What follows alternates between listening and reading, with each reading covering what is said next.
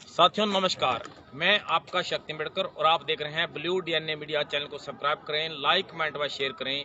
फिलौर पंजाब की धरती पर मौजूद हैं और यह लगभग रात्रि का समय है और हमारे यहाँ पर एक साथी हैं जो कि जाट समाज से हैं, बामसेफ के अधिवेशन में आए हैं। थोड़ी उनसे चर्चा कर लेते हैं। जी सर नमस्कार। सबसे पहले परिचय दीजिए दर्शक। नमस्कार। नाम क्या है? मैं सुभाष कुंडू, जिला कैथल के क्रम में सर आप सुना है कि जाट समाज से हैं और ये बामसेफ अधिवेशन में आए हैं। जाट समाज कब से अम्बेडकर विचार नहीं, ये तो हम सब लोग एक ही कैटेगरी के लोग हैं। वर्ण व्यवस्था के हिसाब से सारे सूत्र किस प्रकार के? जो ये ब्राह्मणवादी व्यवस्था है, वैसे तो जो ये वर्ण व्यवस्था है, जाति पाति है, हम इन चीज़ों को मानते नहीं। ये चीज़ें हमारे ऊपर थोपी गई।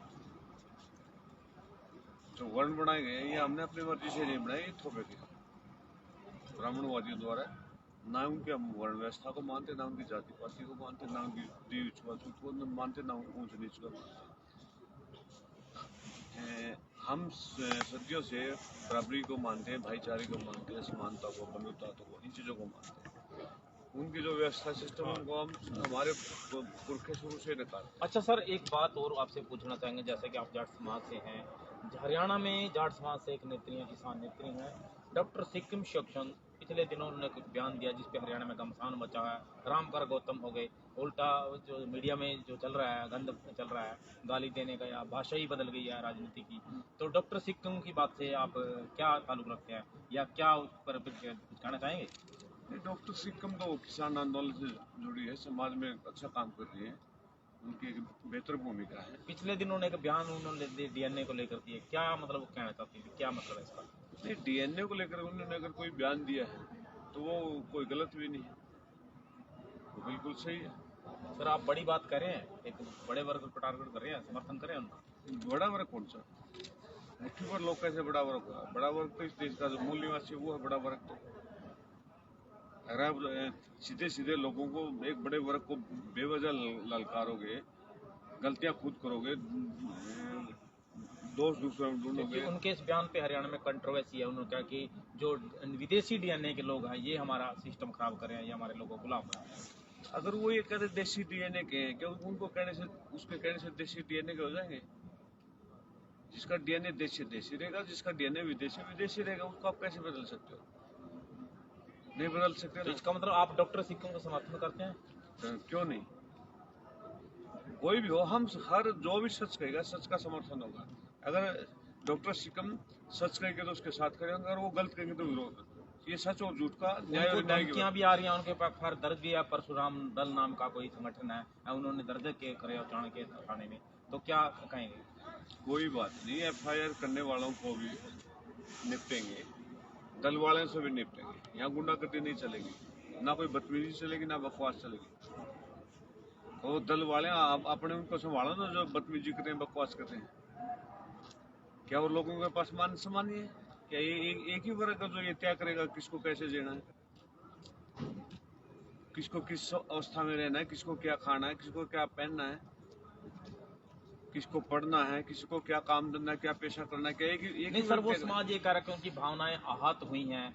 कल तक उसी समाज के एक नेता डॉक्टर अरविंद शर्मा रोहतक में दहाड़ रहे थे, आंखें कान बात काटने की बात कर रहे थे, तब उस वर्ग को किसी की भावना आहत नहीं हुई? पहली बात तो ये है, जिस वर्ग की आप बात कर रहे हैं उस वर्ग की पहली बात तो भावना नाम की कोई चीज है नहीं। एक तो ये क्लियर चीज है। और जो इस देश का सबसे बड़ा वर्ग है, इस देश के मूल निवासी हैं, क्या उनकी कोई भावना नहीं है? क्या उनकी कोई विचारधारा नहीं? उनकी कोई आइडियोलॉजी नहीं? क्या उनकी कोई महापुरुष नहीं? ये लोग लगातार गंद खुद फैलाते हैं और फिर शिकायतें दूसरों से करते हैं। अब ऐसा नहीं चलेगा। तो डॉक्टर सिक्किम को आप क्या कहना चाहेंगे? क्या उन्होंने सही किया है, गलत किया, क्या? नहीं, मैं अभी यहाँ से ये कार्यक्रम 3 दिन से चल रहा है। कल आज चौथा दिन शुरू हो गया। रात के 12 बजे के बाद अब सुबह में आ गए।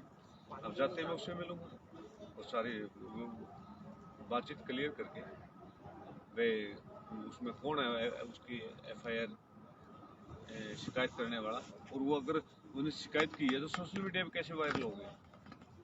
यानी उसकी कोई भावना नहीं है। वो मुद्दे को जानबूझ के हवा देना चाहते, चिंगारी के रूप में। ये नहीं पता लपटों में खुद गिरेंगे वो लोग। जो गलती करेगा वो भुगतने के लिए तैयार। सर प्रतिक्रिया में जो राम कुमार गौतम है विधायक है सफीदों से, वो भी कंट्रोवर्सी का निशाने पर है, उनके बारे में क्या?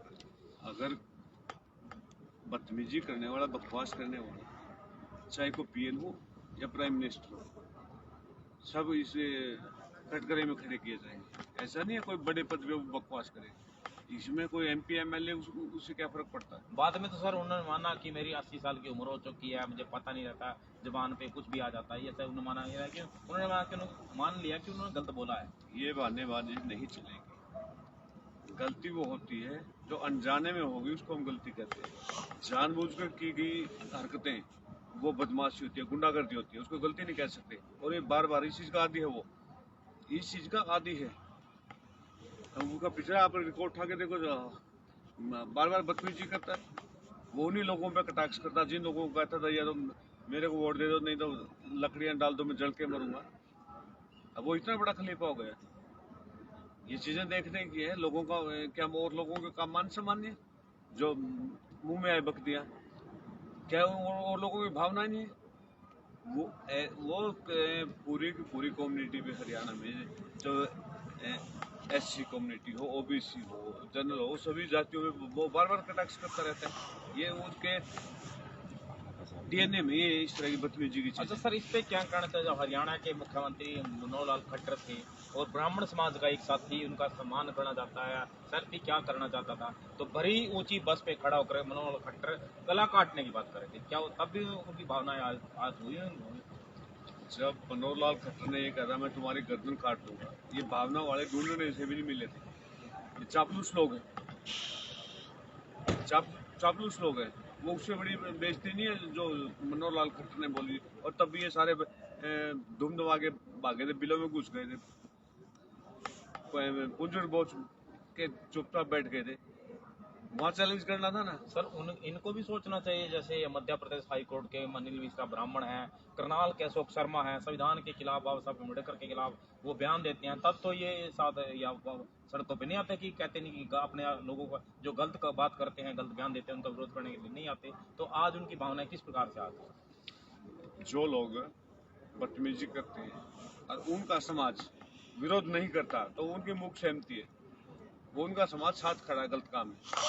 गलत काम में खड़ा होना, उसको गलत काम को भी बढ़ावा देना, बाकी तो विरोध करते हैं। अब मैं एक घटनाक्रम बताता हूँ आपको, हरियाणा का ही है। हरियाणा का मौजूदा प्रदेश अध्यक्ष है, उसके ऊपर बलात्कार का मुकदमा है। मोहनलाल बड़ोली बीजेपी, हाँ, बीजेपी का प्रदेश है तो मोहनलाल बड़ोली, उसके खिलाफ मुकदमा बलात्कार का, रेप का। और उसका साथ में जिसके खिलाफ मुकदमा दर्ज है दूसरा है रॉकी मित्तल कैथल से। रॉकी मित्तल बनिया है। एक भी बनिया ने ये नहीं कहा कि ये निर्दोष है, भाई जानबूझ के फंसाया, निर्दोष है, एक भी बनिया ने नहीं कहा। लेकिन ब्राह्मण सभा, वो भी कई गांव शहरों की, कई शहरों की ब्राह्मण सभा ने पंचायत करके कहा ये निर्दोष है। क्या आपने आज तक कभी सुना है कि बलात्कार के मामले में कोई पंचायत ये कि ये तो निर्दोष है, फंसाया गया? हर पंचायत ये कहती है इसमें तुरंत जांच करो, अगर ये दोषी पा गए इसको टांगो। इसको ले लो। क्या हुआ? अच्छी हरकत करने वाला का ना कभी पंचायत समर्थन करती ना उसके बचाव में उतरती। लेकिन ये यही लोग हैं जो हर गलत काम के समय समर्थन में, बचाव में आ जाते हैं। तो वहाँ इन लोगों का करैक्टर उजागर होता है। तो गलत को गलत तो कहना चाहिए ना। हाँ बिल्कुल, गलत को गलत ये लोग कभी नहीं कहते। मुख सहमति होती है। अगर यही बलात्कार का मुकदमा किसी और कम्युनिटी पे, किसी और पार्टी पे होता है, ये लोग हंगामा मचाते, सड़कों में उतरते, तमाशा बना देते उसका। अच्छा सर, 2 साल पहले एक मुद्दा और हमने आपके बारे में सुना था। 2 साल पहले अपने बच्चों की जब आपने शादी की थी, कि आपने किसी और तरीके से की थी या मतलब बुद्ध के तरीके से की थी, तब आपको धमकियां बहुत सारे लोग दे रहे थे। कौन लोग थे? नहीं, वो हमने जो बेटे की शादी की थी वो सारा का सारा जो हमारे पुरखों की परंपरा है उसके हिसाब से की थी, उसमें नया कुछ भी तो नहीं। इससे किसी और को क्या दिक्कत होती है? दिक्कत उन लोगों का जिनकी दुकानदारी पे असर पड़ता है। तो हमने जब आपने उस समय किस किस परेशानी का सामना पड़ा, कैसी कैसी धमकी आपको आई, कौन लोग थे वो? यही थे धमकियां देने वाले, यही मनुवादी लोग थे। क्यों दे रहे थे? इनका क्या? ये दे रहे थे भाई आप बगैर पंडित के कैसे शादी करोगे, बगैर फिर एक राय कैसी शादी करोगे? वो हुई शादी, सफल शादी, बच्चे ठीक ठाक अच्छी जिंदगी जी रहे हैं। आप हर मामले में औरों के मामले बार बार टांग अड़ाओगे, वो कोई भी समाज कैसे बर्दाश्त करेगा? इनकी आदत है। ये देश के SC ST OBC हर कम्युनिटी में, हर धर्म पे, कभी मुस्लिमों में, कभी सिखों पे, कभी बुद्धिस्टों में, कभी ईसाइयों में, सभी पे कटाक्ष होते हैं, सभी पे हमले करते हैं, सभी को परेशान करते हैं। क्या ये अकेले यही इस देश के ठेकेदार हैं? इस देश में और जनता नहीं है क्या? सभी धर्म है, सभी जातियां हैं, सबकी अपने अपने रीति रिवाज परंपराएं हैं। एक अकेले क्या है, इन्होंने ठेका ले रखा है, सब कुछ ये अपने रिमोट से चलाएं। और जबकि ये लोग वास्तव में सामाजिक ताना बाना परंपरा उसमें कहीं फिट भी नहीं है, कहीं भाईचारा नहीं दिखाते, कहीं किसी के साथ तालमेल नहीं रखते, केवल या तो जहर उगलते हैं या छल कपट तिकड़मबाजी। आप ये जितना मर्जी पुराना इतिहास देखो। तो सर कुल मिला के जो डॉक्टर सिक्कम की बात है जिससे अब हरियाणा मॉल चल रहा है, उस बात पे आप समर्थन करते हैं डॉक्टर?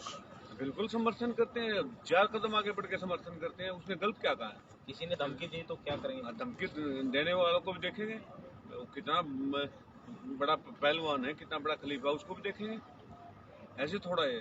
धन्यवाद। तो साथियों देख सकते हैं यह सुभाष कुंडू बीते 2 वर्ष पहले इन्होंने अपने बच्चों की शादी बौद्ध रीति से की थी, और यानी कि व्यवस्था को चुनौती दी थी, तब इनको बहुत सारी धमकियां आई थी। अभी जो हरियाणा में जो मौजूदा जो चल रहा है, डॉक्टर सिक्कम किसान नेत्री के द्वारा एक बयान दिया गया था, तो ये उनका समर्थन करते हैं। और कोई भी साथी जो है उनको धमकी दे रहा है, कोई कह रहा है उनको भी देखना कि ठीक करने की ये बात कह रहे हैं कि उनको भी देखा जाएगा, कोई उनकी तरफ आंख उठा के ना देखे, ऐसा इनका कहना है। कैमरामैन प्रदीप के साथ शक्ति अम्बेडकर, देखते रहिए ब्लू DNA मीडिया। ये रिपोर्ट। और साथियों बहुजन समाज के जो मुद्दे हैं, समाज की जमीनी हकीकत है या महापुरुषों की विचारधारा के लिए आप हमारे चैनल 9050 755 446 मोबाइल नंबर पर चैनल पर लिखा हुआ है, तो हमें आर्थिक सहयोग कर सकते हैं ताकि बहुजन समाज की खबरें, बहुजन समाज के प्रोग्राम हम आप तक पहुंचा सके। धन्यवाद। Thank you.